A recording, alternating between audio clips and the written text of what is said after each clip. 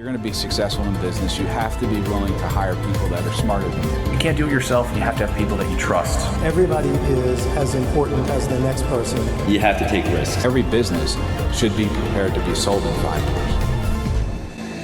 years. Business Newsmakers is brought to you by Tompkins Mahopac Bank, your local, mobile, and remarkable community bank.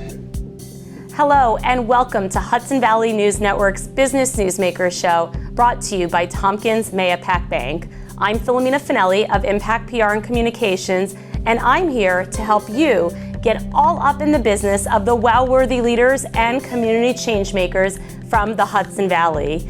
You're all going to get a huge kick out of today's guest because I'm here with Master Robert Leclerc, owner of Leclerc Martial Arts in Hyde Park, Rhinebeck, and the Red Oaks Mill area of Poughkeepsie. Thank you for joining us today, Master Leclerc. Thank you, appreciate it.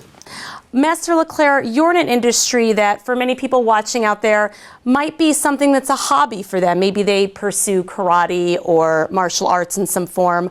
What made you decide this could be a business?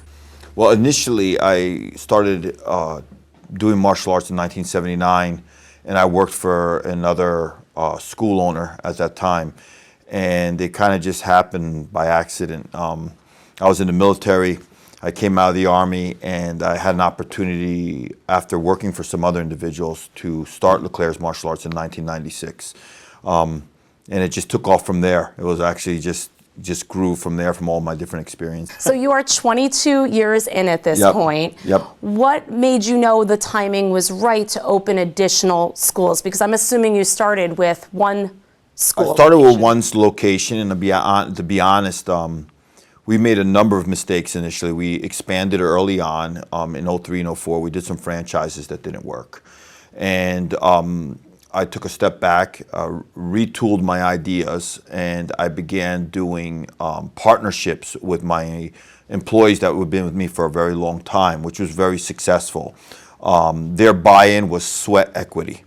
So the longer they were with me, and I saw that they really wanted to do this, their sweat equity was their part in becoming partners with me. So from that experience, would you say it's better for people to grow with the people they trust around them than to simply grow rapidly? Yes, I think it's important, especially when you're dealing with a product that's yours, and you have a vision in your own product, because the people that you're producing will carry that vision and help your product to grow. And I think by doing that, has made me become more successful faster, because they have the same vision as I do. Yeah. So the vision really does count. Yeah, the vision does count, yes, definitely. And the culture that you create in a company, perhaps. And yours is a very unique culture. I know you spend a good deal of time with your employees cultivating their life, not only in the business, but also outside of it. Can you tell us about that? I think the culture in your business is very, very important in your vision, because you're surrounding yourself with like minds and like-minded individuals and goal-oriented individuals that you want them to be on the same page as you. Hiring can be very tricky, Master Leclerc, for all the business owners out there. Many of you tell me that you have a hard time with hiring. What's the one best piece of advice you have around finding great people? Well, a lot of which my business is a little bit different, is that I can't just go out and hire anybody. They have to be part of the program. So I'm very lucky that we're constantly developing bench strength within the business, and we're looking way down the road of who might or can participate with us in the business itself as an employee. So we begin mentoring them at a very young age, and looking at giving them the opportunity to do this. So it's a little bit different in that way, but I would have to say that anybody that would come to work for any business, you have to check and see what their goals are and what their vision is for themselves, and then assist them in reaching that. So it doesn't matter what business you have, if they have a particular goal to be a part of your company, you want to assist them to get there. Now, at Leclerc Martial Arts, you have a rather unusual approach to your employees being like family and to deeply caring about their lives outside of the business.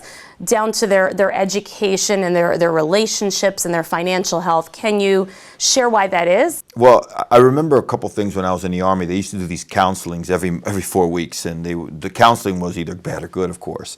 And I took from that the good part of it. I had some people that in my life, their leadership style was to really care about my needs and my wants and my desires for progression. So I'm helping mentor them financially. We meet every 30 days. I meet with each one of them. I give them 45 minutes to half an hour of my time to have a conversation with me, not just saying, well, you did a bad job yesterday. It's about, you did a great job. This is where you can improve. How's things going for you at home? How's things going with you financially? Are all your things in order? Because I really believe that in order for them to produce at the highest level, they have to be feeling comfortable with their lives. They need to be, they need to be stress-free in a way. And if I can help them be stress-free in any way so they can produce more and be more efficient in their jobs, that's my goal. So you want them to bring their whole selves to work. Exactly. Healthy selves, Yeah, ideally. healthy selves. Ideally very healthy.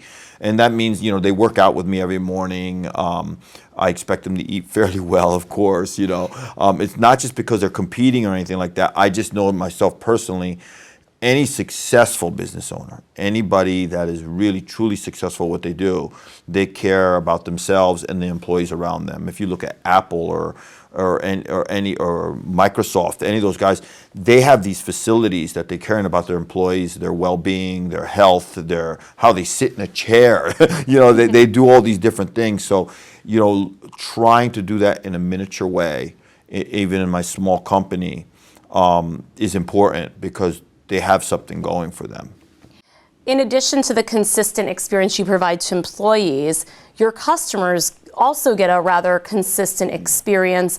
Why is that important that across all 3 locations there's a similar experience? I think it's important that one of the things that when you're dealing with a product or a company, that you are showing consistency from location to location to location.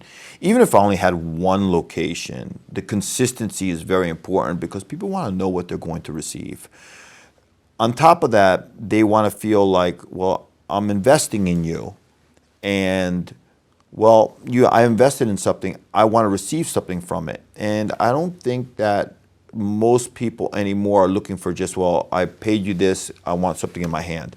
They want to have an experience or feel that it was a destination. They went there and they received so much more than a t-shirt, let's say, as an example, or a great meal. They want to have an experience. They want to leave there going, well, I want to go back there because they care about me, or I feel good about the experience. I feel good about investing in my time and money in where I'm going. So it's really emotional. Yes. Your connection. Yes. I think the emotions are a big part of where people are going to want to spend money. I think most people go back to a restaurant because, hey, it's an experience. I had the food was great. The people that served me was fantastic. The owner came up and shook my hand and said, hey, how you doing? These are the things that I think will bring businesses to the next level. And so you've learned by watching those kinds of businesses and how you respond as a customer, it sounds like? Yes, I pay attention to a lot of businesses. I spend a lot of time reading. I educate myself on every business. I don't really believe that one business doesn't affect another. I really believe that I can look at how Apple's doing something, or Microsoft, or Le Petit Bistro, or any other business, and if they're very successful, there are definitely traits and different things from even the owners to the way they systemize things that I can pull into my own business to ensure that I'm staying cutting edge and I'm paying attention to where the industry is going. You mentioned systemization, and it's something that I can sense is a big part of how you operate your business. Why is systemization important for the business owner? I think the systemization is really important because it keeps the consistency, and it also keeps your employees not guessing what your expectations are. So your clients like, okay, I know what I'm going to get. But then your employees aren't coming in going, well, what do I do when I come across this one problem or this issue or challenge? So by having systems, again, I think because some of my military background falls in, everything had a system. Everybody had everything had a standard operating procedure, how you handled it and how you dealt with it. And because today's client can be challenging sometimes because of so many things going on, and again, it could be within any business, you have to be prepared to deal with it and do it as professional as possible. So by having a system, you're able to be more professional because you know the answer. So you're not being reactive, you're being more proactive to things. You're providing the answers before the questions are asked. Exactly, yes. Very, very wise. Yeah. And what's one thing that you've had to add to your systemization over the years that wasn't there originally that's changed your business for the better? I think a lot of what we have done is maintaining innovation in regards to the system. Like we have the iPads in all our locations for the calendar so everybody knows what the other person is doing. Is making sure that the innovation, and I know a lot of business owners, and I've spoken to a lot of people around the country, and some of them fight the idea of, what do you mean computer calendar? Or they fight the idea of those type of innovations, and I'm like, it's almost unnecessary. It's so we need to embrace technology, everyone. Yes. You got to embrace the technology. You have to look at things and look at what can improve how you're doing things. And I think, the old way of doing things sometimes is great. We still have old ways that we do things, which I think is important because the personal touch is important. But at the same time, you have to connect some of the technology to make it happen too. You have to have a balance. How important is it to have fun in your business? We all know business is a ton of hard work when you're an owner, an entrepreneur. Can you still have fun and grow a successful business? Most definitely. I think I'm a big kid, and all the staff knows I am, and they enjoy having a great time with me. But, we get real serious sometimes, but there's a lot of times that we're just trying to have a great time. Like in the mornings, we train with each other for about an hour and a half to 2 hours every morning together as a staff, and then we have a staff meeting, and we joke and we laugh and we enjoy ourselves, and we crack jokes. And I think it's almost like, in life, you might as well laugh, otherwise you're crying. That's just that saying.